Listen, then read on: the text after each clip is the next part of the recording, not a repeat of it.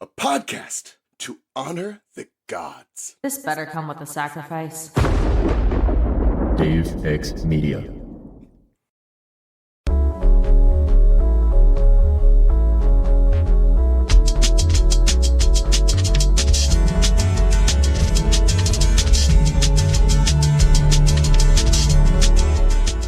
Hey all you cool cats and kittens, it's me, Christina, here with a little bit of a what? A little bit of a je ne sais quoi? A little bit of a something for you at the top of the episode.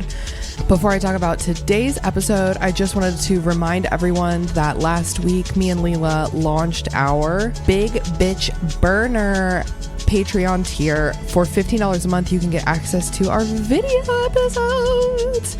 I sang that. Let me say it clearly. Our video episodes. Last week we recorded and released publicly, not behind the paywall, the video of our episode. I could just totally wait, what was it? I could just completely rip off Peter Pan. Yeah, that was probably the name of the episode. We had a lot of fun recording that in my living room. And of course, there was like a series of technical issues, not the least of which being that I kind of don't know how to edit video, but we're getting better at it. We are planning to record almost all of our episodes moving forward. The only reason we wouldn't is if there's some great technical issue or if one of our guests does not consent, because we actually do ask all of our guests to consent to everything. Even if they agree to come on the podcast, we still ask them to consent to us using their audio from the recording. So we definitely love consent in this house. So we are planning to release video for almost every episode coming up. So please consider supporting us on Patreon. We're a very small podcast, so small. Please help us. We're so little. And every dollar helps. You know, we could really use some technological upgrades. We also have a goal of someday being able to pay ourselves from this work that we do. And so, yeah, every ounce of support we can get from our listeners is truly amazing. And we hope to make that a valuable investment for you too, with some video episodes and some other stuff. So please check out our Patreon and especially our new tier, Big Bitch Burners. Now, that being said, today's episode will not have a video. And that's because I'm releasing an episode that I recorded 5 fucking years ago. It's actually 5.5 years ago. I recorded and released this episode. But Christina, you might be saying, this podcast is only 2 years old. And dear listener, you would be right about that. I actually recorded this episode initially for my old podcast, The Restricted Section. I feel like right now, in the year of our Lord 2025, most of Burn Before Readings listeners have come to the show from the restricted section, but you know, I aspire to have a greater audience someday, so I'll just explain this like nobody knows what I'm talking about. My first podcast was called The Restricted Section, and as many of you may be able to extrapolate, it was a Harry Potter podcast. Harry Potter is something that was a great passion of my childhood, and it was something that my friends and I found ourselves constantly talking about and constantly analyzing and, you know, just fucking talking about it. We're fucking nerds. We're book nerds. We were always just sitting around with our wine talking about Harry Potter. And one day I was like, I think that we maybe have enough to say about Harry Potter that other people might want to listen to it. And so in January 2020, I started a Harry Potter podcast, a read-along podcast, chapter by chapter, called The Restricted Section. And as you may know, January 2020 is right before something horrible happened. That's right. It's right before JK Rowling started openly posting very opaquely transphobic shit. It was also right before COVID, but that actually was a really good thing for the podcast. It was obviously a horrible thing for the world. Great thing for the Restricted Section podcast. If you know, you know. But anyway, so I was about 5-6 months into this new project that I was really passionate about when I was faced with the reality of the creator being kind of a pretty bad person. Not only a person with some bad takes, but a person who was unwilling to learn, unwilling to have conversations in good faith, unwilling to consideration. Wait, being consideration? No. Are you... Whatever. She's inconsiderate. And that was really hard for me because I was attached to this new project. I was learning so much at the time. I was becoming, especially around that time, kind of a good a professional-ish podcaster. I've obviously come a long way since then, but my friends and I who were doing the podcast, especially me as its founder and leader, and basically the only person who forwarded the podcast, technologically, financially, I had a decision to make, and I felt like I was in such a horrible position. It was my first instance of dealing with a celebrity who truly failed me on like a moral level. Plenty has happened since then. Looking at you, Neil Gaiman. But I felt like I was in this great conundrum, and in the end I decided I bet there's a lot of other people who are in this exact same conundrum. And so we turned the podcast around and made it more of a critical podcast. We still paid homage to the role Harry Potter played in our childhoods. We still didn't shy away from the stuff we loved about the series, but we, especially more as the book series went on and as the author doubled, tripled, quadrupled down on her horrible takes, we got pretty critical of the series. We weren't afraid to point out the grotesque instances of sexism, racism, bad writing, everything that takes place in the series itself. And we also found great fun in the end in kind of condemning the author as kind of an outlet for being so hurt by her. Anyway, I've been talking for a really long time because we still have a whole episode, but basically here is the episode that we recorded in June 2020. Maybe July, because we used to take breaks over the summer. But I think, if I remember correctly, I think it was June 10th, 2020 when she first tweeted that really transphobic thing. And obviously, I know now that she was saying some pretty fucked up shit before that, but I've never been really keyed into that kind of thing. I am now, thanks to you, JK Rowling. Thanks for teaching me to be super critical of your heroes and to watch their every fucking move. So anyway, please enjoy this episode about it was originally titled JK Rowling is Cancelled, and it was released on the restricted section feed back in 2020. Obviously a shit ton of stuff has happened since then. JK Rowling has escalated to financially supporting transphobic causes. She has said just so many incredibly fucked up things since then. But this was kind of the beginning of the end for her, at least in my eyes. So please enjoy this wonderful episode headed by our friend Haley, who you've heard on this show before, and with our special guest Danni, who is a friend that we love very dearly. So please enjoy to the best of your ability. Get ready for some truly cringe literary history of an author orchestrating her own demise.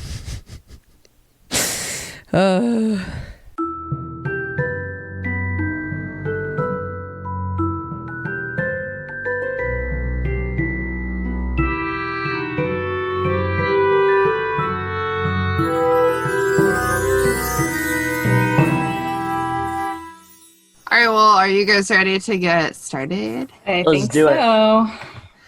Cool. So I always say, how's it going, everybody? But I don't want to say that every episode. It's so boring. So you want me to say it? No. I'll branch out. It's my fucking podcast. Sit down. I'll branch out and I'll say, what's up, potheads? How's it going? Very natural. Well done. All right, well done. let me do a clean take. What's up, potheads? How's it going? Hey. Not bad. Doing well. It's great to see you, Haley. How are you doing today?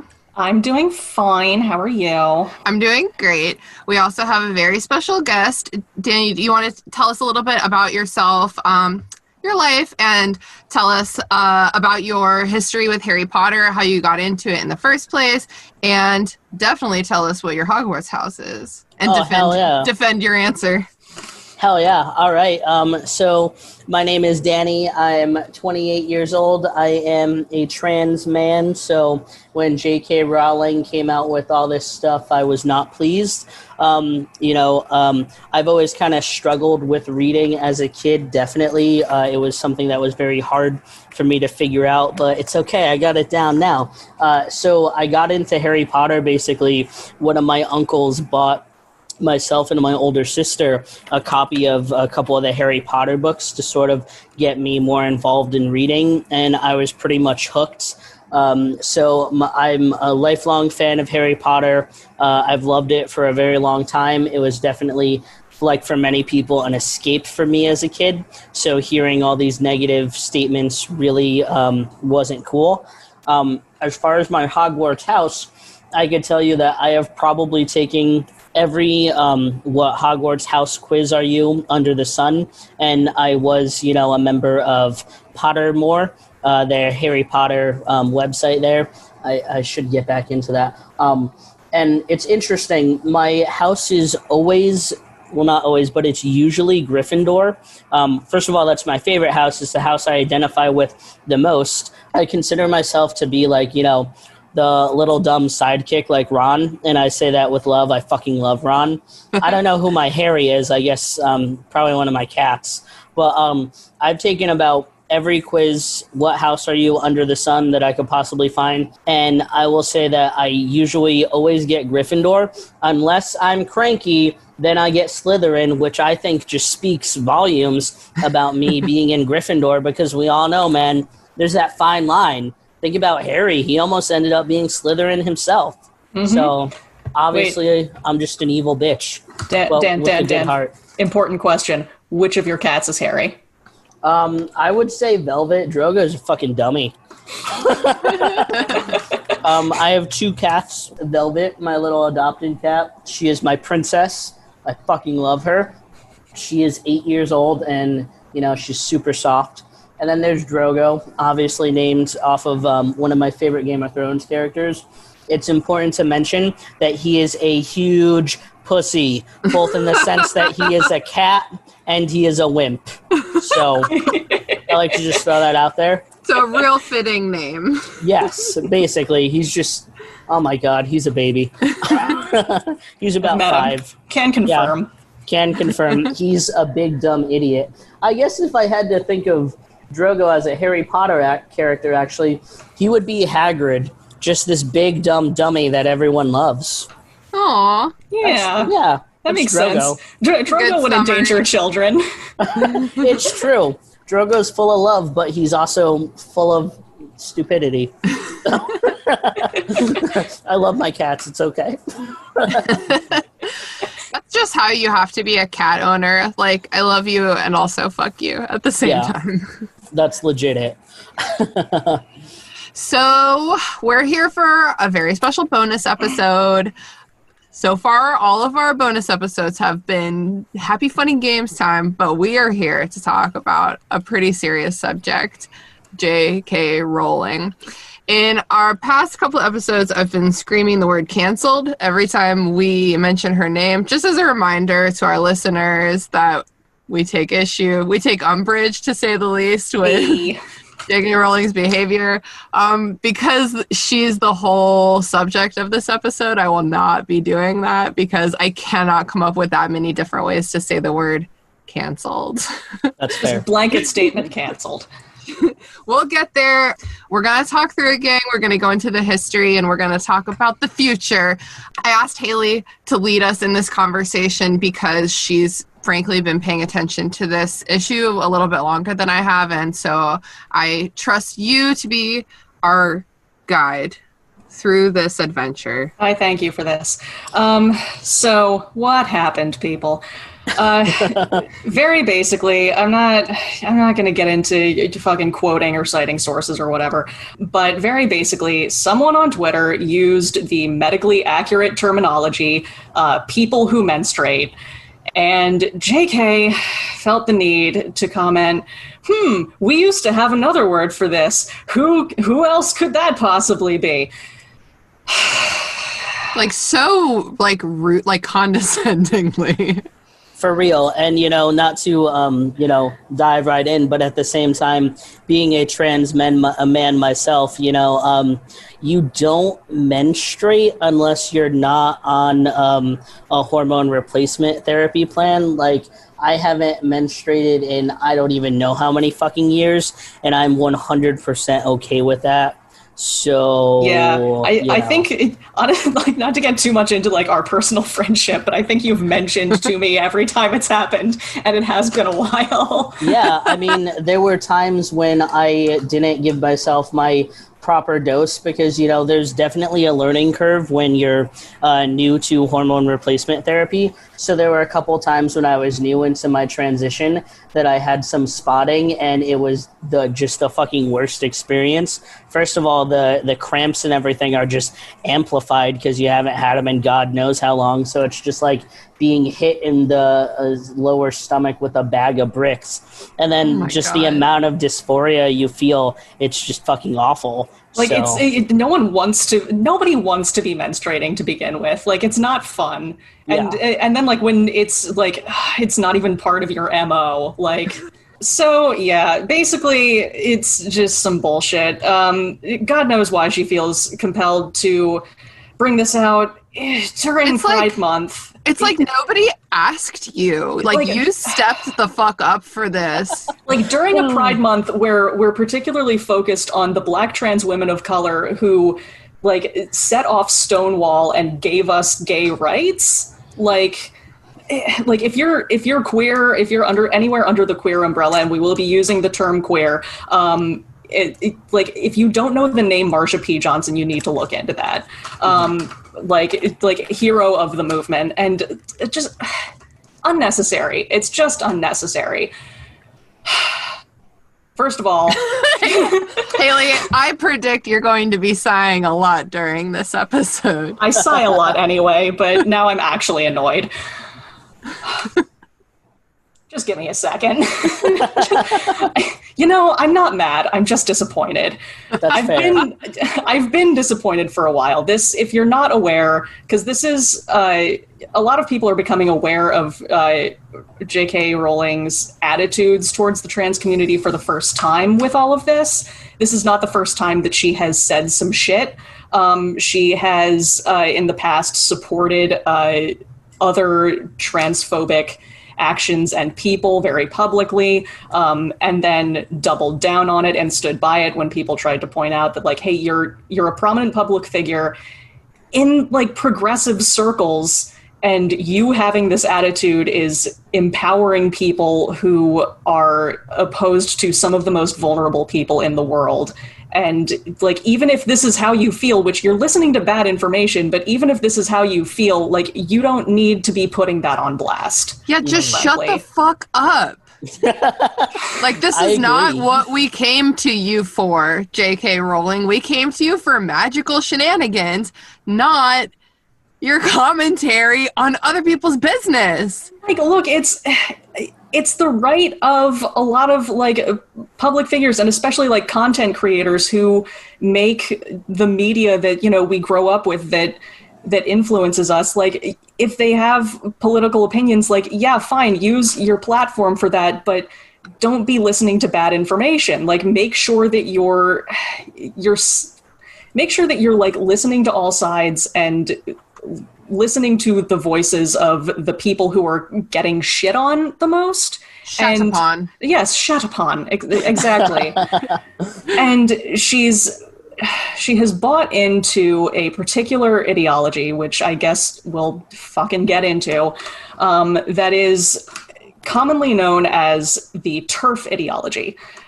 TERF stands for Trans Exclusionary Radical Feminist. Mm-hmm. It should be mentioned that a lot of people who qualify as TERFs consider TERF to be a quote-unquote slur. It's an acronym, first of all. It's an accurate acronym. Yeah, and also, if people, it's like a clinical word. Yes, and also, if people are using it to insult you, it's because you're being a dick about it. Like, you're not oppressed for that. You're not oppressed for holding the opinion that trans people's identities are invalid. If anything, you are in the majority there because a lot of people are shitty about that. You don't get brownie points for being shitty.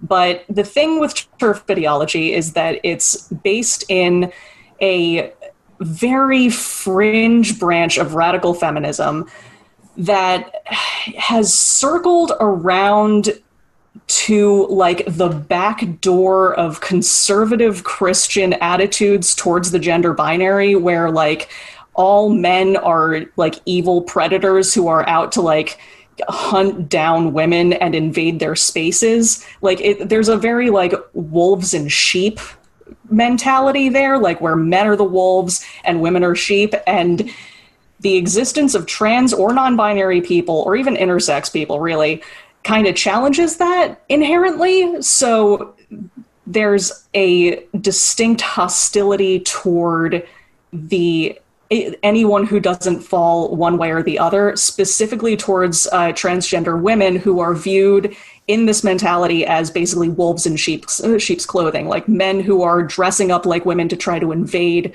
female spaces, which is not even kind of true. Oh my God. No one wants to invade your space. They just want to fucking pee where they identify. Like, Yes.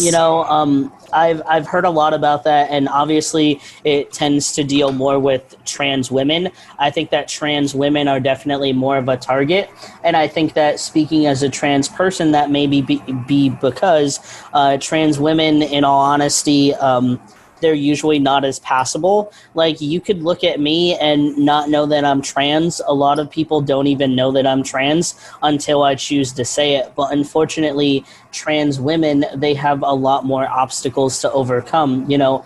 The same mentality, kind of like to a lesser degree, does target trans men as like women who are so like steeped in self-hatred for their femininity that they're like trying to become men.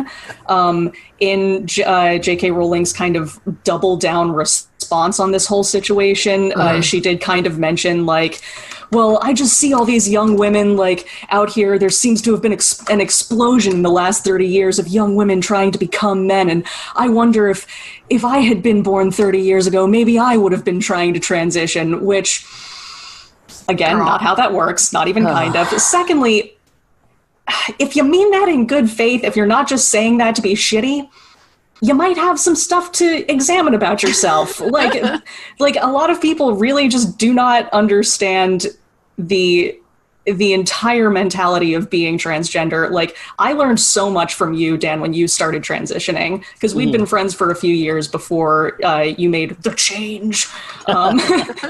And Like a caterpillar to a butterfly. yes. I am a beautiful butterfly.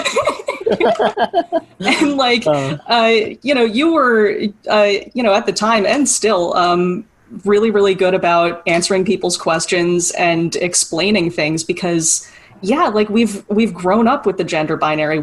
It's really hard to take yourself out of it. It's really hard to like imagine, what life is like on the other side of that fence. And so now, Haley, you're the one I go to with all my questions.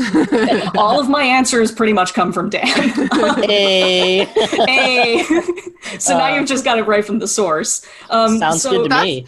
That's the thing is, like, JK Rowling has like 50 million people who would be happy to answer her questions. But, And like, she just makes shit up. She just doesn't want to, she has no desire to like engage about this. Yeah, she just wants to be mean, in my opinion. She wants to be this hateful source of information, and I just don't get it. I know that Haley and I talked about this, but it's just so interesting to me that she feels this way because, she created within her fandom a safe space. A lot of people who enjoy Harry Potter, myself included when I get into this, we were people who didn't identify with the norms in a lot of ways. And so what she did was she created this whole alternate universe where you could be the person that you wanted to be. And it's so interesting to me that she created this universe and this fandom where you could be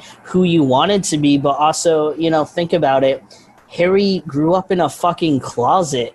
Like, I know it's referred to as a cupboard in the book, but what's the difference between a cupboard and a closet? It's a closet, yeah. Yeah, it's a fucking closet. So she's writing about this character in this fantastical universe where you could be what you want. And the source of this story is a little boy who grew up in a fucking closet.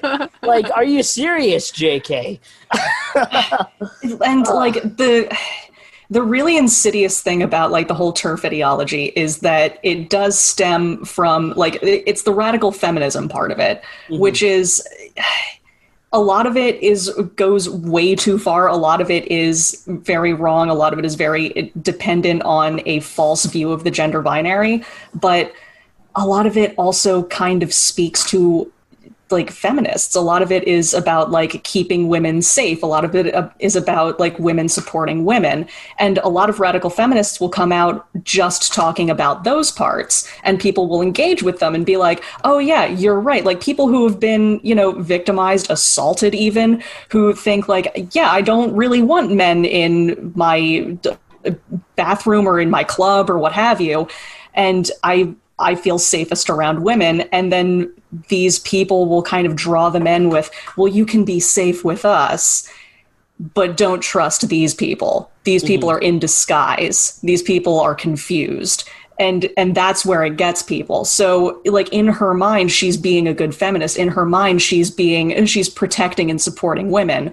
And it's like doubly shitty because it puts her in this position where she is like, you are not as good of a feminist as I am because you don't see it this way. Exactly. Like, and it's like, bitch. Yeah, right. That's the really insidious part like, of it. My feminism simply covers all the femmes. Yes. So that's really kind of the crux of the bullshit and where it comes from. Haley, would you say it's the horcrux of where they came from? Hey. We love a good Harry Potter joke. This is what I'm fucking saying. If you are exclusionary of trans people in your life, this is the kind of quality fucking content that you're missing out on. For real. I mean, to speak to what you guys were saying before about, keeping women safe, I'm 100% all down for that. But, when you think about trans women, they just want to be safe too. So if anything, these feminists, should be forming together and supporting these trans women and helping them create the same safe space for them. A lot of the trans people that I know, myself included, have also dealt with some type of abuse, whether it be physical or mental, something like that. They've dealt with discrimination, a lot of things that unfortunately a lot of women deal with, because let's be real, our society does not like you if you're a woman, especially if you're a trans woman. And I think you hit the nail right on the head earlier, Haley, when you mentioned that some people feel that trans women are just guys dressed in women clothes, and that could, that's so far from the truth. Not only are you dismissing their identity, but you're just dismissing everything that a person represents. And when you think about it, it's just wild. When JK said, 30 years ago, would I have done this? Well, the fact of the matter is a lot of trans people don't come out until they're older in life. Myself personally, I wish I had come out younger. Something that I'm seeing a lot in the younger generation is I'm seeing children, being educated and feeling more comfortable to come out at an early age. I've seen kids as young as 9 years old starting therapy and working through their gender identity issues and, working towards hormone replacement therapy for when they're at puberty age and they could start. Myself, I didn't start transitioning until I was I don't even know how old I was, but I was a senior in college when I started. Yeah, we were, what, 21, 22? Something like that, yeah. So it was pretty late in life for me, and even though my transition started later in life, to a degree, I definitely always knew. I remember when I was a kid, I would have dreams, for example, about a magical fairy dust type of thing that would turn me into a boy, like shit like that, know? And that's the kind of shit that trans kids who read Harry Potter, that's the kind of shit that magic inspires, Exactly. Like, maybe it can be easy. Like, maybe it will be magic. Yeah. Right. Think about in book 2, the Polyjuice potion, for example. Oh my gosh. When I read book 2, probably for the first time, one of my first thoughts was definitely like, fuck, I'd use that Polyjuice potion and I'd turn myself into the image of myself in my brain, not who I am, Yeah. Or who I was, I should say. Right. And I think specifically with the issue of trans women, the thing that a lot of people have trouble wrapping their heads around is why would you nerf yourself that way? Mm-hmm. And if you're born, assigned male at birth, which let's just very briefly touch on this.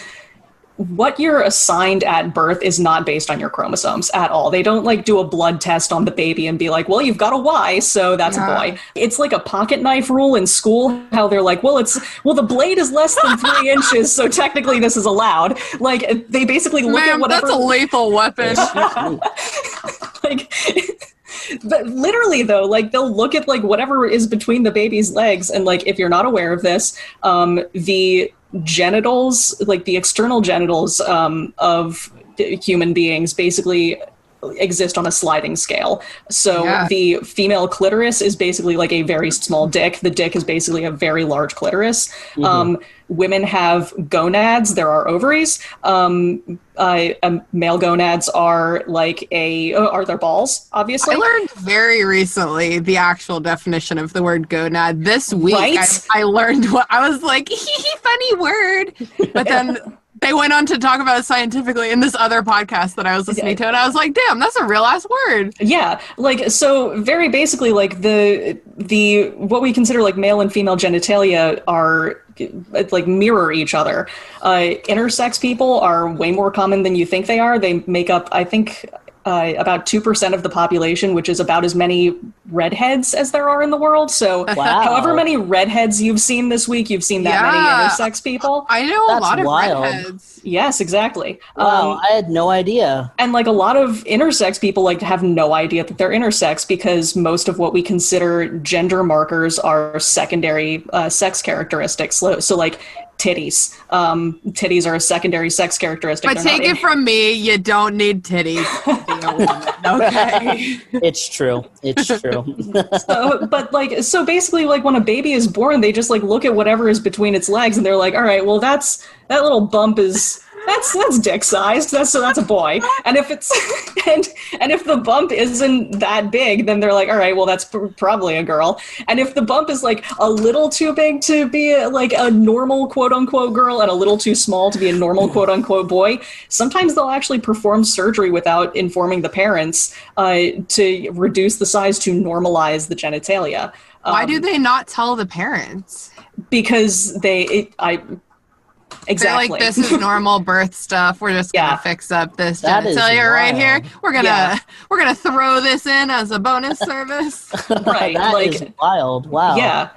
So like a lot of people have like alternate chromosomes to what they think they are, like live as a woman, raised as a woman. As far as they know, like from looking at themselves and their body, they're a woman, and then they might find out that they actually have a Y chromosome. But their androgens basically pushed all of their secondary sex characteristics to manifest as feminine. Basically, gender, like sex does not work the way that you think it works. Sex is a lot more like sex is a lot more complicated than you learned in like high school biology. Most things are. Yeah, for real. They're like, well, these kids can only count up to 2, so we're gonna go with the girls and the boys. Right. A lot of people are kind of on both sides of like the political progressive fence. Will reject trans identities. They'll reject non-binary identities just out of hand, because they don't like the idea of the sex and gender binary is so entrenched in our society that trying to challenge that is really difficult, which is why trans women are honestly like some of the bravest people in the world, because you were born with access to all of the possible advantages that you could have from being quote unquote a man, and decided, no, that's not me. I'm going to live authentically. I'm going to live my truth. And if that means that I have to live as a woman with all of the challenges that comes with and more, then fuck it, because I would rather risk death than not be true to myself. Hell yeah. Hell yeah. And, you know, Simkus, sorry, Haley. Danny, you can just fucking use my last name. I don't care. Okay, all right. All right, that's consent, everybody. Just to clarify for everyone from my college days calls me by my last name, which is Simkus. It's very silly. Don't worry about it. But to build off what you were saying earlier about chromosomes, I can't speak to my chromosomes. I've never had that analysis done. I definitely want to one of these days. But from my experience, when I was first starting out with hormone replacement replacement therapy, you go through a lot of blood tests before you could even be put on something. So when my doctor, who is a trans woman, by the way, there's not. That's cool. Yeah, unfortunately, she's no longer in practice, which is a bummer. So I have to go with like a normal doctor because, trans doctors are few and far between. So it was awesome to have her while I had her. I definitely learned a lot from her, and she helped me, I guess, grasp with my family's struggle. Not to deviate too much from my point, but something that she said really resonated with me when I was early in my transition, especially because, my mom didn't really understand it. My dad was a bit resistant, but he just, grew to accept me as much as he possibly could. And I stress as much as he could, but something that she said to me that's always resonated with me is, think about it in this sense: your family and your friends, they knew you as one person, especially your family. So in one way, it's like they're mourning the loss of who that person was, but it's giving birth to who you really are. Mm-hmm. So that really spoke to me. Sometimes I think about my mom and how she may have struggled with my transition, how she struggled with the death of, her daughter and the birth of her son. And, to circle back to the chromosome stuff, when I was going through my blood tests, there was a point where I was just super upset because I thought that I would never be able to be on testosterone and really start my transition. And yeah, there's some foods that you could eat to boost testosterone in your system, to lower your estrogen, but and that's great for some people, but for me, I wanted to go balls to the wall. I wanted to. Yes, I said that. I'm looking at your faces. That was intentional. But pretty good joke. Thank you. I wanted to be on hormone replacement therapy. I wanted my physical features to change faster, and for a while, it didn't look like that was a possibility for me, because when my blood work was done, my doctor found that I, at the time being female, I already had a very high rate for, assigned female at birth. I had high levels of testosterone already. So she was really questioning whether or not it would be medically appropriate for me to be on hormone replacement therapy. She was very concerned about the effects on my body. Like, I can't speak to this in medical terms. I wish I could, but she mentioned something about my liver. She was very concerned with overloading my liver, I guess, basically. And have we mentioned that we're not doctors? Yeah. We are not doctors. For sure. So for a while, I was concerned that I couldn't even medically transition, that I would have to do things naturally. And for some people, that's 100% what they want. But I wanted the medical transition. I didn't want to wait and, shove broccoli into my face every day and hope I grew a beard. Broccoli is a testosterone booster, fun fact. I eat so much broccoli. We'll stop eating broccoli and your titties will get bigger. Wow, that is not worth it. Oh my God. And I sleep on my face, okay? That's awesome. There are some things that I avoid in my diet because they help produce estrogen, and obviously with hormone replacement therapy, I can't stop my body from producing estrogen, but what I do is I inject myself with testosterone to cancel out the estrogen. So for example, I'm lactose intolerant, and so I drink soy milk, even though soy milk, soy, and again, not doctors here, but the soy plant mimics a lot of the behaviors of estrogen from what I've learned. So, so even with my soy milk, which I'll use in, my coffee or my cereal, I fucking love cereal, especially when I'm stoned because I love the crunch. So I try to limit the amount of cereal that I have because I don't want that much plant-based estrogen in my system. Wow, it's really crazy how every little thing you do, and really especially every little thing you eat, has just so much going on. It's impossible. It's impossible to fully control all the levels of everything you eat. Yeah. Yeah, Danny, I remember a couple of years ago, like when I think you'd been on HRT for a while, but like you were worried about your beard. And our other friend Ryan, was also for different reasons worried about growing out his beard. So it became like your manly journey together to make your beards grow. It really was. So wholesome. It was really funny. Oh, man, like just as like a side note to kind of build off of that, like you can't not even cis people. Like I consider myself essentially cis. Like I've thought about like I might be gender queer somewhere under that umbrella, but like my gender identity just like isn't even important enough to me to really get it, like open that can of worms, really. Your gender is bog witch. Yeah, my gender is bog witch, exactly. Can confirm. I identify as a bog witch. Everyone knows it. That's fair. Our first college, I mean, we basically had that swamp outside of our dorm room, that bog. We did. So, I mean, fuck, you really are. Yeah. And we used to play Ouija board and commune with the swamp ghosts. Oh my God. We were such idiots. I love it. We were fools. But like I of course also have not had my chromosomes tested because almost nobody actually has. But I've got a neck beard. It's really bad. Like I've got like the kind of patchy facial hair that like a 17-year-old boy would cultivate proudly, and like I have to deal with that.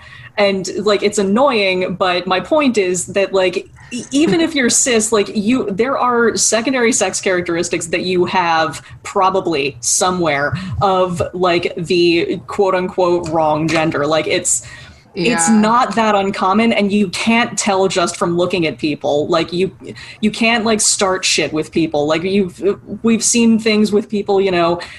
I think a few years back there was like a video of like a bunch of teenagers in the ladies' room, and one of them was kind of like a little teenage butch lesbian, and like the security guard wherever they are was like trying to drag this kid out while all of her friends were screaming like, "That's a girl, that is a girl," and like the obsession with whether somebody is one or the other and whether they're in the right bathroom is just absolutely absurd, and it's creepy. It is creepy. It's just very creepy. It's like I don't have to tell you like what is going on in my pants, dude.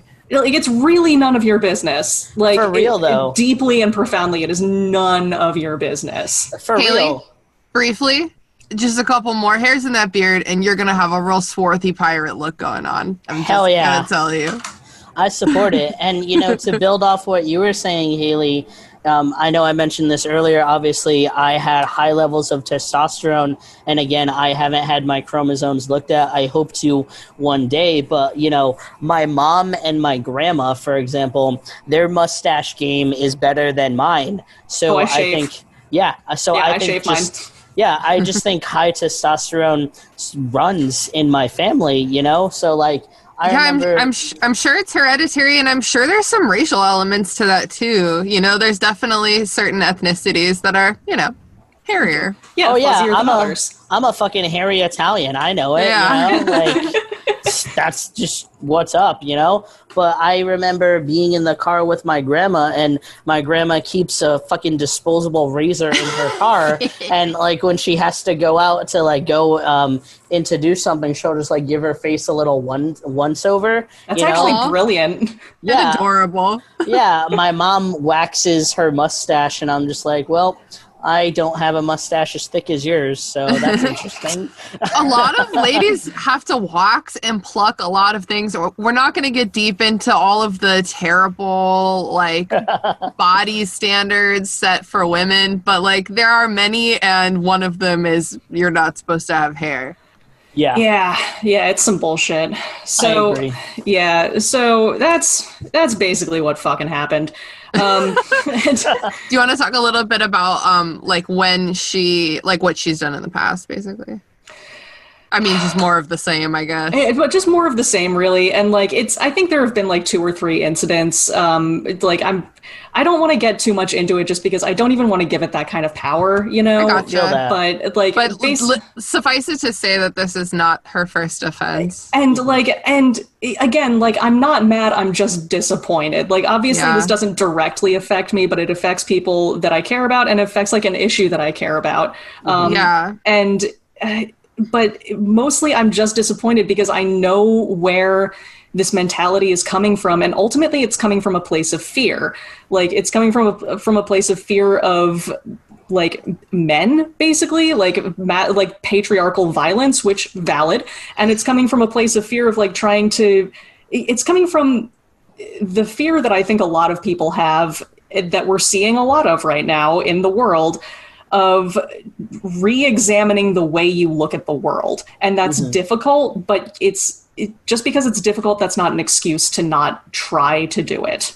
Yeah. Right? Like, think about JK's generation. You know, her generation, they're just afraid of the unknown. I have family members that, like, won't even look at me anymore. I have this cousin that I actually recently deleted on Facebook because he would just indirectly post insults about me. Like, he shared this meme of a little girl, and it was like, I'm a beautiful little girl, please stop telling me that I'm a boy. Like, stupid shit like that. And it's just awful. And I think that as a generation, they're all afraid of change. And not only are they afraid, but they're just ignorant and intolerant to it. And another huge thing that I want to mention is just look at the timing of her most recent statements. They happened obviously in June, in Pride Month. I mean, of course, they were happening before. I'm sure they're going to continue to happen afterwards. And not to get too much into politics, but I think the more recent outbursts, I'm going to refer to them as outbursts, little fucking baby tantrums. I think a lot of them have been fueled by what's in the media and the hate that Trump inspires in her generation and in a lot of older generations. And I really think that part of this is obviously the way she truly feels, which alone is disgusting to me. But I think a lot of it is just she feels not only a certain type of way, but she feels that she has a right to say these things because of who we have in office. I mean, just think about the terrible things he says about, you know, people that aren't, you know, fucking rich old white men. And of course, for her to say these things in June, I really think that part of this was just a big fuck you to the queer community, thinking that she has the right and the obligation to her generation to say these things. And I also partly think that her most recent statements were a publicity stunt. I mean, there's no such thing as bad advertising, and whether we like it or not, she is trending on so many social networking platforms right now.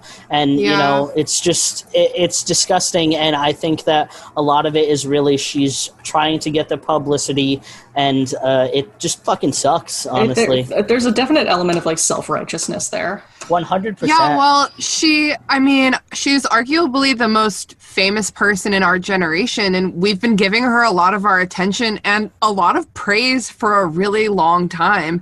And it's clear that it's gone to her head, and she takes her platform for granted. 100%. Yeah, it's something that I kind of think of as like Joss Whedon syndrome, where like content creators who get very, very popular or got very, very popular in like the 90s, early 2000s, and were sort of lauded at the time as being highly progressive and diverse and touching on all of these social issues and doing like a really, really good job of like bringing attention to them. And then, you know, fast forward, 10, 15, 20 years, suddenly they've kind of fallen behind because they don't continue to evolve with the times. They don't continue to listen to the voices of marginalized people. They don't continue to listen to the ongoing conversations that surround these things. It's like an older family member who's like, I know how to use the computer, but they're on like Windows 98, and it's like, you're not going to be able to check my Snapchat on this, Grandpa. Yeah. And so now when we, the fan base, kind of try to call her out for transphobic comments or even like diversity issues in the books, instead of just saying like, hey, I hadn't considered it, I didn't think of it that way, please tell me more, explain to me, and I will try Yeah. to do better. I will review your materials. Yes, and she instead refuses to get down off of her pedestal that we put her on, and come down to ground level and listen to people. Instead, she's just like, no, I'm a progressive paragon and I'm right, and shut up and fuck you. Mm-hmm.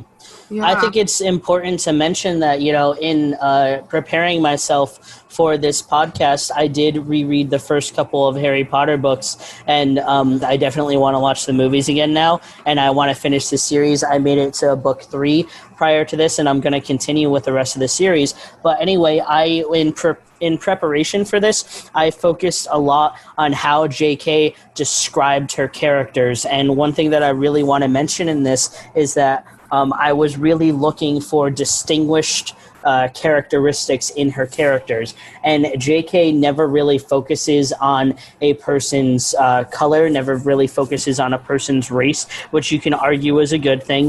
We never want to be focusing on that stuff. But in a lot of her descriptions, they're very simple, they're very plain. And something that she likes to use a lot in her descriptions of people, especially in the family like the Malfoys, for example, is she'll describe them as being these pale people with pale colored hair and pointy features. And to me, without getting too much into bigger issues that we may have, to me, it just really, especially emphasizing on the pale and the blonde hair and the pointed features, it really sounded like, Hitler's ideology of what a perfect human should be. This pale blonde creature, and that's really, it spoke volumes to me. And when you think about that more, think about, the Death Eaters and their little pact.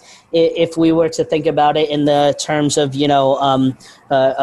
Hitler's crew there, they would be, the Death Eaters would be like Hitler's people, Hitler's army. They're out purifying. And when you think about the fact that the Malfoys are so obsessed with keeping the wizarding line clean, in preparation for this again, I focused on a chapter in book 2 where Draco first calls Hermione a mudblood, and then they go to Hagrid's hut for some tea as Ron is puking up slugs because his wand backfired because he broke it in the Whomping Willow thing, and Harry has no idea what a mudblood is. And neither does Hermione. Yeah, he just knows it's bad. And obviously Ron, because he grew up in the wizarding world, he knows what a mudblood is, and that's why he jumps to Hermione's defense, tries to curse Malfoy, which obviously we know backfires. Exactly. Yeah, he did his best. Yeah, it backfires, and he has to puke out slugs.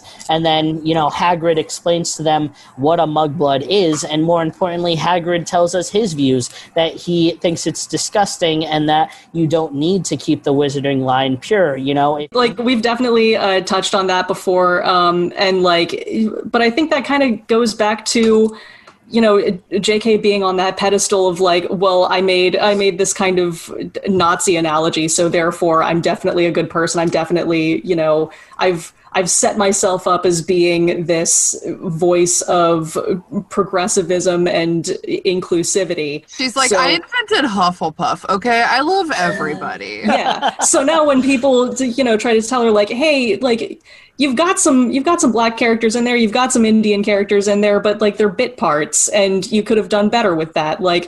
Sometimes she's okay with it, and sometimes she is just well, yeah, but if you consider that, all you had to say was, I was writing this in the 90s before this was a big part of the public conversation, and I wasn't really focusing on that, and I'm sorry, and I'll try to do better in future works. Yeah, that's all you had to do. Since the Black Lives Matter protests have started, 3 or 4 weeks ago now, which is very, very cool.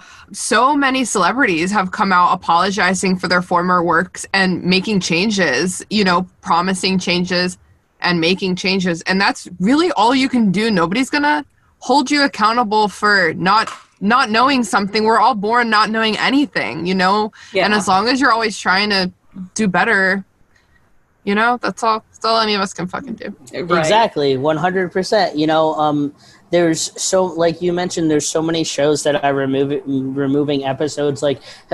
30 Rock removed a bunch of episodes with blackface, for example. Stuff Which, like that. I that one, I'm like, why did that happen? That wasn't that long ago. Like, I think I don't really watch 30 Rock, but like my understanding is that in the episodes it was supposed to be like this is satirical, like this is obviously wrong, but like even still, you don't have to do it. Yeah, let's just not touch it. Right. Exactly. Like one of the writers of Friends, I think I actually shared this on my Facebook, but one of the writers of Friends came out and apologized for a bunch of the, gay-related humor in Friends, and I absolutely fucking love the show Friends, but when I watch the episodes where they make fun of gay people or where they implied that, Chandler slept with a man dressed as a woman, it obviously upsets me, but at the same time, I know that in the time that show was going on, they didn't know what they knew now, and it was basically these jokes were built out of fear of the unknown. Like, think about Mrs. Doubtfire. Oh Sorry, keep going. Well, I love it, but it's so bad. Both of those came out in a time period where the word gay was like a huge diss. So it's like you can only expect society to be so progressive when, common culture is throwing around the word gay like it's like the worst insult you can imagine. So it is cool that these creators are apologizing. Before we get off JK Rowling entirely, I know we're going to move into some other territory. There's just one aspect of her whole story that I'd like to at least address. We touched on it, but part of her doubling down defense, her triple D, if you will, entails her worrying about the invalidation of her own experience as a woman, and like that includes her history of abuse with her like ex-husband that abused her. To her, these things are like all tied up together. And I think, Haley, when you were talking about her feeling that trans women are a wolf in sheep's clothing, I think that she claims her history of abuse as like the explanation for that. She's like, I have this experience that you don't have, and so like my opinion is valid. And it's just one of those things where it's like an explanation and not an excuse. Like, was he wearing a dress at the time? Like, is that where the trauma is stemming from? Because otherwise those two things have nothing to do with each other. Well, I think that's where her just like general fear of men comes from. Mm-hmm. And like, listen, a lot of women, cis and otherwise, have had poor experiences with men. Like, we have the fucking Me Too movement, dude. Yeah, but like, here's the thing: the people who suffer from misogyny really the most potently, really, are probably trans women. Yeah, because again, absolutely. they're people who are going out of their way to be women. So like, there's a lot of confusion around that, and there's a lot of anger around that, weirdly. Like, plus, like, it kind of gets into the politics of, like, if you are a dude who considers himself to be straight and cis, and you fall in love with a beautiful woman, and then you're about to go to Pound Town, and you find out that she has a penis and is a transgender woman, does that make you gay? No, it doesn't. It's your attraction to someone physically and whether you're in love with them is a complicated and personal situation. If you don't consider yourself particularly attracted to dicks, but you fall in love with a beautiful trans woman who happens to have a penis, and listen, love will find a way. It's like Jeff Goldblum says, life will find a way. You will figure that shit out. If you're a lesbian and you fall in love with a trans woman and you're not particularly into penises, you've got strap-ons, you can figure it out. Yeah, there's a way around that, but that's not, whether or not you're gay or bi or whatever, it's not inherently wrapped up in the genitals of your partner. It has to do with your own experience with gender and your partner's, and that's a deeply personal thing, and you can't categorize that across the board. You fall in love with people. You don't fall in love with genitals. Obviously, it gets to a point where you want to see their genitals, where you want to do stuff with their genitals, But, I'm in love with your genitals. Exactly. You don't look at a person and be like, let me see your dick so I can fall in love with it. Yeah. It's just ridiculous. Yeah, everyone's experience with both sex and love is so different.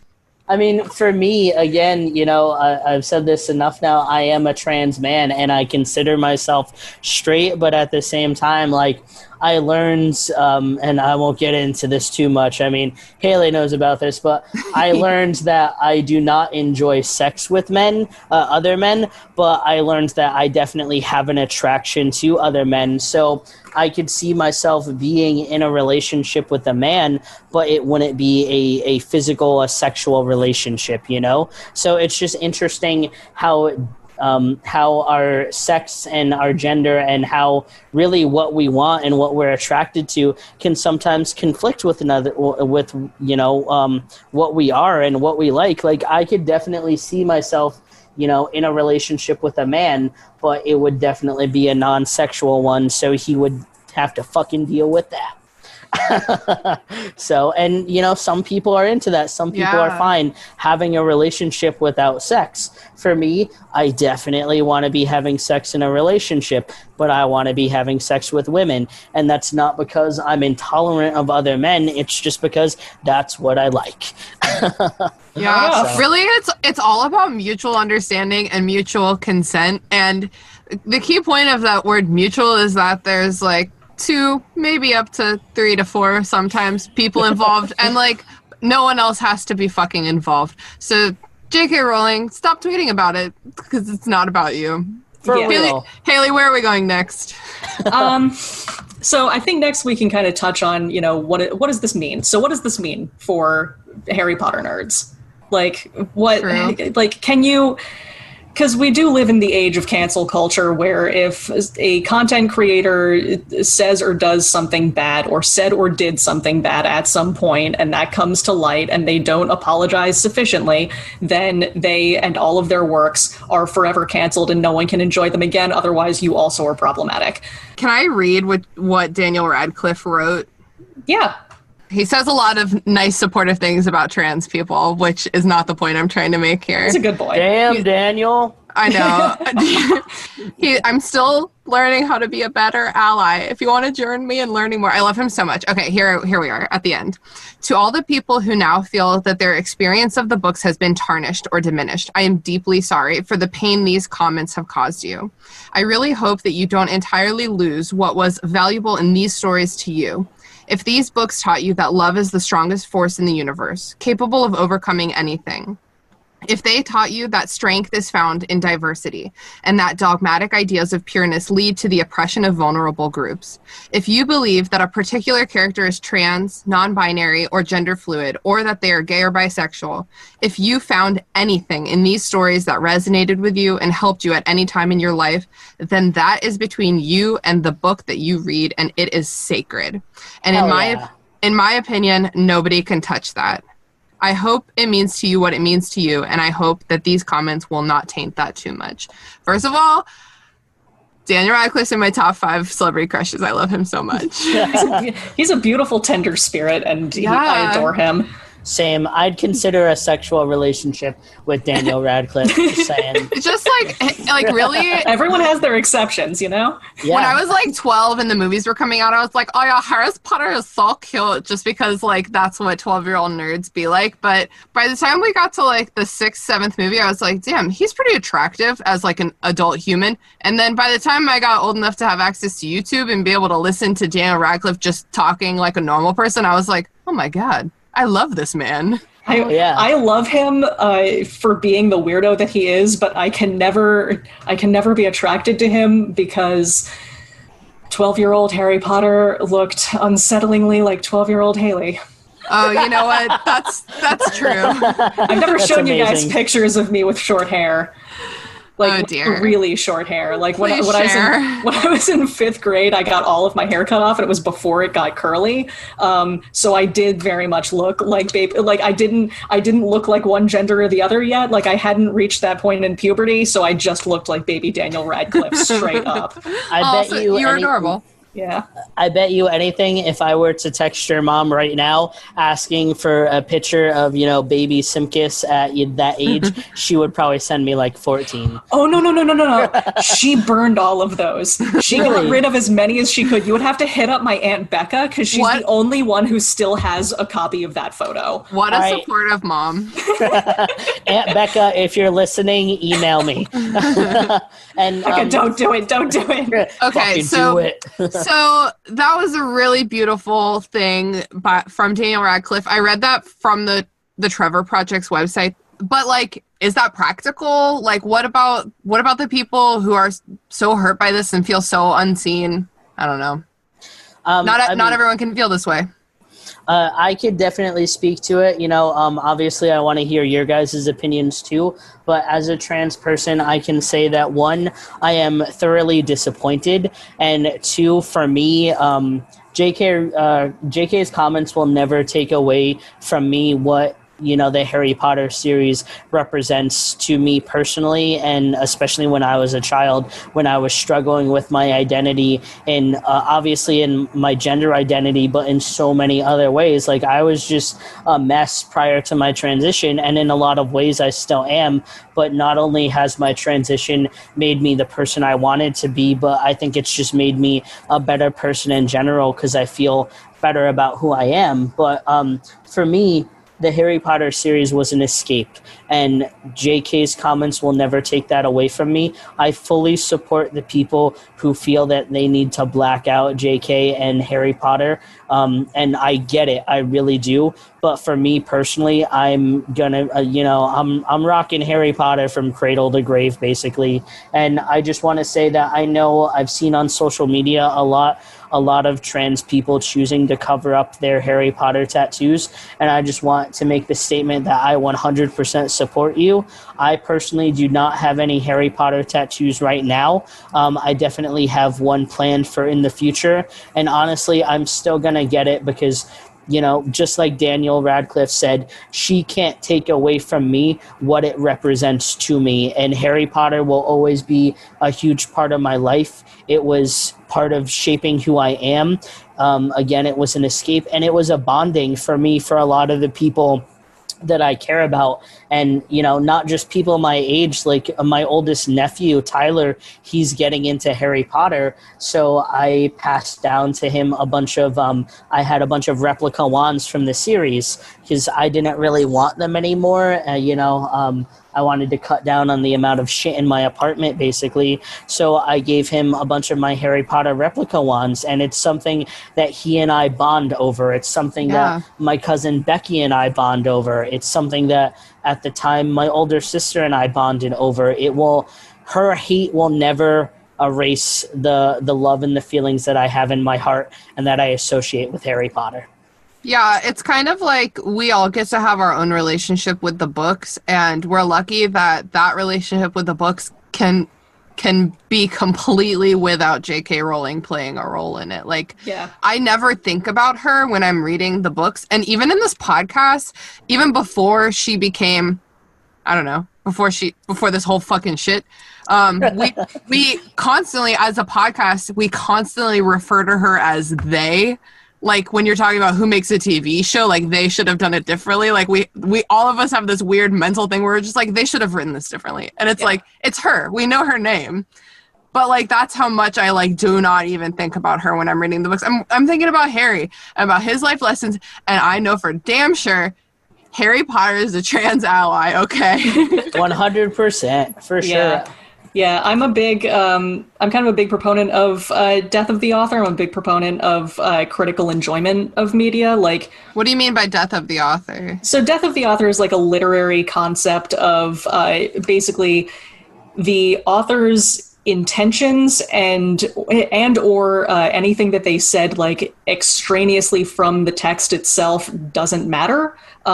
Like, you basically like, once the word is on the page, the author is effectively dead. Like, nothing that they say really matters to the text. And that kind of, there's a spectrum of beliefs as to how far that extends. And it kind of varies from book to book, series to series. I don't think that you can fully divorce an author from their work. I definitely, like, in rereading the Harry Potter books, I do think about JK Rowling sometimes as a writer, because I'm a writer myself. So I'll think, like, that's really clever how she did that. That's really, or I'll think, that this could have been handled better, very frequently. Like, you can't pretend that, like, no one wrote them. You can't pretend that they sprang into existence, because J.K. Rowling is a human being who's had experiences in the world and has listened to information, good and bad, on different topics. She's done good and bad in the world, like anyone. It's just that she's on a larger platform and is using it irresponsibly, quite frankly. You have to read it with a critical eye. You have to understand that, like, the fact that all of the main major characters are white, like, you have to keep in mind where that's coming from. Like, the fact that Gringotts is run by a race of mysterious creatures that control all of the money in the world and have their own mysterious laws and customs that no one else understands. Kind of smacks of anti-Semitism. Wow, why has that never occurred to me before? But it's so obvious now. I didn't think about it either. Well, that's something that's some Merchant of Venice shit. That has come up, like that's something that people have, mentioned before. And like, that's another thing that she'll kind of double down on. Like, oh, well, I just got that from European folklore. European folklore got that from anti-Semitic stereotypes. Like, you have a responsibility to do better than the folk storytellers of old. And like, in all fairness to her on that specific topic, again, she was writing these books in like the late 90s or early 2000s when this wasn't a big part of the conversation, when people weren't like, hey, you need to look out for like these kinds of dog whistles. You need to look out for this kind of shit. Like today, as a writer, Haley, you mentioned you're a writer. I'm a writer too. It's one of the many reasons we're friends. And like, I could never write a book that wasn't mostly queer people of color. Like, that's just I'm like, why would I ever write about more white people doing shit? Right. But she was in, the late 90s writing about an English prep school, basically. So yeah, she initially conceptualized all of the characters as white. I don't think that she was thinking about like the fact that the goblins might come across as an offensive Jewish stereotype at the time, because we sure as shit didn't think of it at first. Like, it's until today. It just right. Same. But like, so yeah, maybe she wasn't necessarily keeping these things in mind. Like, and there are descriptions of certain characters throughout the series, like Aunt Marge and Rita Skeeter, who can be read as like transphobic a little bit. Like, Aunt Marge is like this big evil character who has a mustache and she's like mean and beefy. Rita Skeeter is... I think Aunt Marge is just supposed to be literally Uncle Vernon, but a female. Like, they are 100%. So similar. Yeah. But that's a comparison that people have drawn. Same with Rita Skeeter. She's described as having like thick, stubby fingers and like kind of a tacky, like drag queenish almost fashion sense. Kind of even like Umbridge too, a little bit. Like, with her like over compensating on the feminism factor too. Yes. And like, you've got like these characters who are cast as bad people having like masculinizing features. You have to know where that's coming from. You have to know that like that's something that was in the back of the author's head that they weren't necessarily aware of, but probably should work on. And you know what? I'm going to keep holding out hope that JK Rowling someone is going to get through to her. Someone is going to talk sense to her. I will be ready to accept her apology if and when it comes. Yeah, absolutely. That's like such an important part of this whole conversation is like patience and forgiveness. Yes, but ultimately I think that you can't cancel an entire book or series or anything just because the creator has problematic opinions. Like I think the H.P. Lovecraft fandom has kind of mastered this. Like, if you're not aware, H.P. Lovecraft is like the father of modern horror, like modern conceptual, like fucked up horror. And he was a raging racist and anti-Semite, even like back in like the days when everyone was kind of racist and anti-Semitic. They were like, dude, we're a little anti-Semitic, but like, you need to get it together. Like, he was naming eldritch demons after like figures from Jewish folklore. Like it's like he So has you a just character. read his books and you're like, big yikes, but well, he's dead. So Exactly, but like the people who enjoy H.P. Lovecraft are largely like queer people, like queer people and people of color, and Can confirm. right? And most of that fandom has basically said like, no, this is ours now. Like, fuck you, this is ours now. that's honestly, like, that's the best thing you can do is just like steal it on back. And like that is the best thing that you can do, because otherwise you're going to deprive yourself of a lot of beautiful work. Like every content creator in the history of the world has been an imperfect person with imperfect worldviews that came from a variety of sources, good and bad. And that's really all of us. Like, we all try to be as educated as we can be. We can all probably be more educated than we are. And you just kind of have to, you got to roll with those punches, ultimately. Well said. Yeah, bravo. Yeah, Thank you. and also, not to, oh my God, what was the name of the professor from the first book who had Voldemort on the back of his head? Quirrell. Well, Yeah, you're fucking telling me Quirrell was straight? Okay. Okay. Purple turban, all right. Yeah, purple turban. Okay, fuck that. Quirrell is not straight. Pearl lets all those boys get in his head just a little too much. Even Lockhart. Don't we all? Yeah, even Lockhart. You're telling me Lockhart is straight? No fucking He's, way. He has so many women throwing themselves at him. Look me in my eyes and tell me that Lockhart has ever fucked a woman.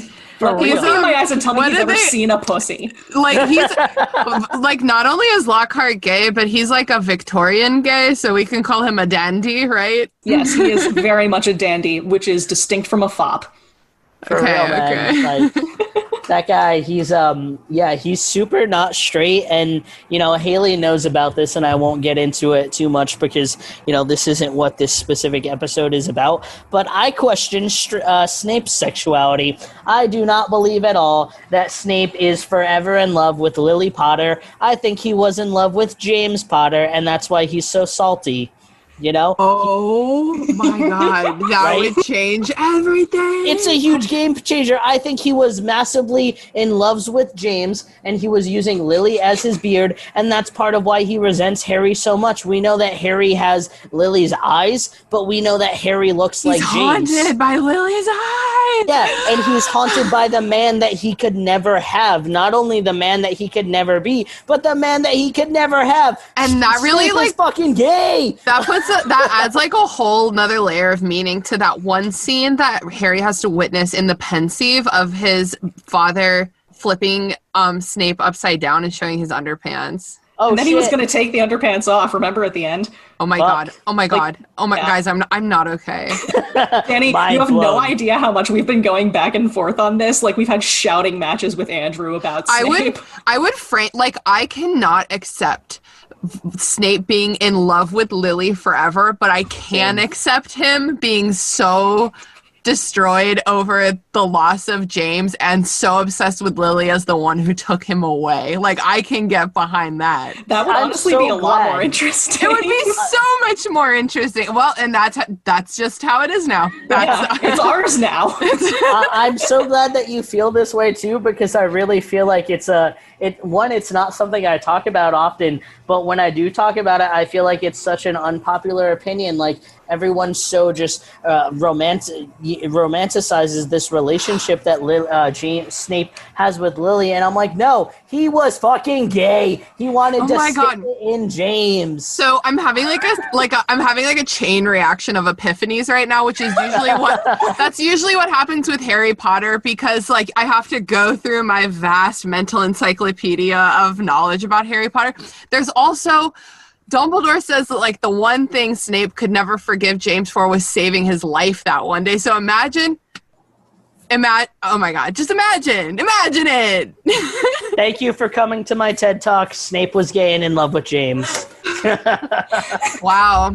This changes everything. Oh my God. That's why he and Sirius hated each other so much, because Sirius was also a little bit in love with James. Okay, I'm done. Sorry. Okay, so when we were talking, I was thinking about JK Rowling and about how, I'm like, she was one of my greatest heroes, and now I'm vastly, I'm not mad, I'm just disappointed, yada yada. And I was trying to brainstorm if there was anything else like this that I could think of in my life, like when has a celebrity whose work I really valued, really just ruined me. And every single instance that I could think of was due to like the Me Too movement. It's a bunch of male actors who I was destroyed to learn have been like sexually abusing women. Danny Masterson, you are so hot in that 70s show. Why did you do this? Oh my God. Hyde would never do that shit. I know. Hyde respects women. So that's like really, I mean, and that kind of stuff, it leads us into the conversation of like, Haley, you're saying that like we can't cancel an author, we can't cancel a work, but like, we can stop giving them our money. And it's really cool that most contemporary Harry Potter fans already have all the books they need. You don't have to give her money anymore. And, we can find secondhand copies for these new readers. And the same thing with these actors from whose careers have been ruined from the Me Too movement. We don't have to keep giving these people work, and we don't have to keep giving them a platform. Hell yeah. Yeah, that's very true. And I think that's kind of where the line is of like continuing to enjoy the work and continuing to support the creator. Yeah, I think that like these Bloomsbury illustrated hardcovers are still coming out, and like my guess is that after that we won't be seeing any new editions for like there's usually at least one really sexy new edition of Harry Potter that comes out every year. There's like the different house editions, and there's all these sexy British editions, all these sexy American editions, and I think we're gonna definitely see that slow up, which like it had to eventually, I guess. Yeah, you can only print it so many ways and so many times. At least take like a 10-year break and let us catch up. So I think that like this is what's going to cause that. This really epic edition, the Bloomsbury Illustrated editions, and they're like, all right, we're done, and like you're out. Yeah, that sounds about right. And maybe we'll always have Harry Potter, and just like we still have Lord of the Rings, but maybe it's time for some new, more progressive fantasy author to come dominate that platform. Yeah, and I'm really excited to see that. Yeah, send us your fantasy book recommendations, your YA fantasy book recommendations, please. Yeah. I'll just have to jump on writing a series of Snape and James's Forbidden Love. I'm here for that. I'm so here for it. Take my money. So, is there anything else left to touch on, Haley? I think so. I think we've about covered everything. Wow. Danny, any last words? I don't think I have any. Actually, I do. I just want to say, to any of the queer and trans community that may be listening to this, I support you. We as a community support each other. And, no matter what hate JK and other people put out there, just know that, even if we never meet each other in person, there is a community out there for you. So, don't give up. Yeah. And I'm actually also going to add on to that to anyone who's kind of new to understanding alternate gender identities, transgender, non-binary. If someone in your life begins to transition, and I'm speaking from experience here, treat that as like a gift, like, because going through that with them and witnessing they're going through that is going to make you question everything in the best possible way, and you will come out a better and more understanding person for it. And I say that as Dan's friend who was his friend through going through the transition, because I learned a lot about you, man, and I learned a lot about myself. Oh, you're gonna make me fucking cry. So beautiful. You're just drunk. Shut up. Oh my god. You guys are so beautiful. Friendship. I love friendship. And if you're feeling down, if you're feeling unseen, if you don't know who to talk to, come talk to us, because we're here. There's not a lot I can do, but I can send you memes, and we can talk to you. We give a fuck. Like, we give a fuck, yeah. And remember that Snape is gay. Snape is gay. Okay, sign off. Just kidding. We have to do plugs still. Haley, do you need a minute to think? No, I actually have one this time.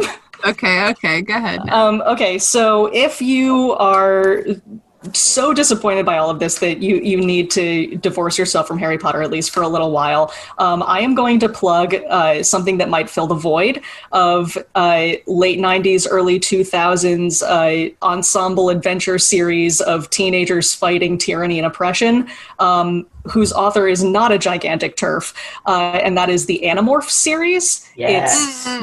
It's many books. It's a bunch of kids who gain the power from aliens to turn into animals and fight other parasitic aliens that are trying to take over the world.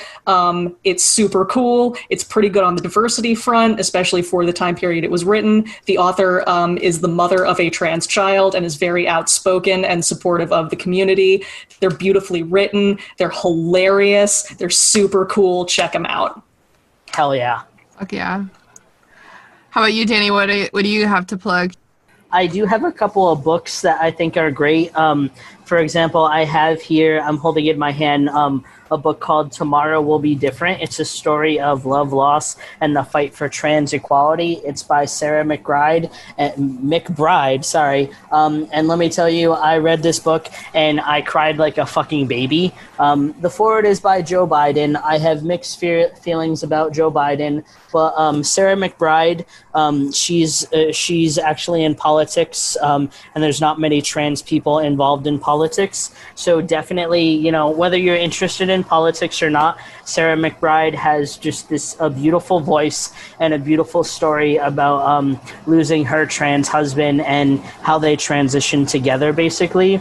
And another book I have, it's more educational. It's called Is Gender Fluid? I actually bought this when I flew out to see you a couple years ago, Haley. At that bookstore you introduced me to. Oh, I forget the name of it. I remember you buying that. Yeah. That's so right. That's it. Yeah, I knew it had something to do with that. And it's written by Sally Hines. I think it's very informative, and it talks about a lot of, issues in history, in past and present, and kind of relating them to the queer world and queer culture. So if you haven't read them already, definitely check them out. Only read Tomorrow Will Be Different if you're ready to cry your fucking eyes out, because I sure did. So It sounds like a really beautiful story. It really is. It truly is. I don't want to give too much of it away, but Sarah, like me, she transitioned in college, and being a member of the political world and being trans, that's not something that a lot of trans people have branched out into, whether it be for not being involved in politics or for fear, because, we know that, unfortunately, politics aren't on our side in the trans community. So I think that Sarah McBride has a lot of good stories to tell, and her love story with her husband is just absolutely beautiful. And I consider her an inspiration, honestly. Awesome. Thank you guys for being here. I know it wasn't all fun and games, but we managed to laugh a couple times. Yeah. And I have my favorite new headcanon of the year, which is Snape loves James Potter. Hell yeah. Thank you guys for having me. I really had a good time, and I appreciate you guys just wanting to hear more about the trans and queer perspective. That's always a good thing. So. Yeah, always. And Danny, we're excited for you to come back to talk about a chapter of Chamber of Secrets. Hell yeah. Yeah. My spooky snake voice. All right, well, get the fuck off my computer screen. Sounds good. Thank you so much for listening to this episode of the restricted section, repurposed here for the Burn Before Reading feed. I think that while some of the stuff in this episode is dated, it still is a great indicator of where the fandom was at the time, feeling so hurt and confused. And, I still like listening to this episode, and I feel really proud of the work that we did on this episode, the work that we did to break apart her work and kind of condemn the stuff that was there that we never really noticed before, because we were reading these books with rose-colored glasses, kind of at a pace of like a book every day or two. Reading it slowly really changes everything. I'm really proud of the person I became, after kind of going through this, thanks to the author.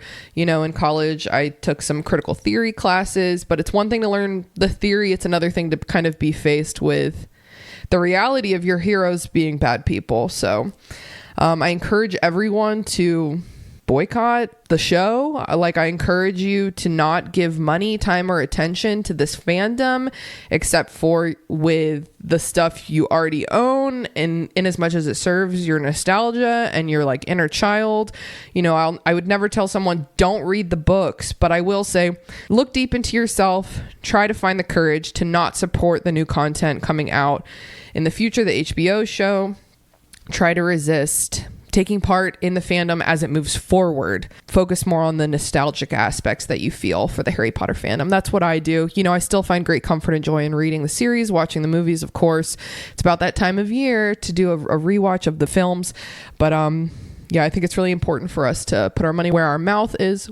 Put our money where our morals are, especially in this fucking late stage capitalist hellscape. It's kind of the only power we have. And I know that I don't have a lot of fucking money. You probably don't either. So don't give it to her. Don't give it to her. That's it for Burn Before Reading. Until next time, remember, you have the power to tell people what you want based on where you put your money. You have the power to hold things in esteem and criticize them at the same time. You have the power to support this podcast and our new video Patreon tier. Okay, thank you so much. Love you. Goodbye. Thanks for listening to Burn Before Reading. Created by me, Christina Kahn. Hosted and produced by Christina Kahn and me, Leela Hilton. Logo designed by Michael Hardison. Follow him on Instagram at RoyGBivRVA or check out his work at wildlingpress.com. Theme music by Sakura Wishes. Find me online at Christina Kahn. And find me at Leels for Reels. Follow the podcast on Instagram and Tumblr at BurnBeforePod. Or feel free to give us an email at burnbeforepod@gmail.com. Thanks for listening, friends. See you next time.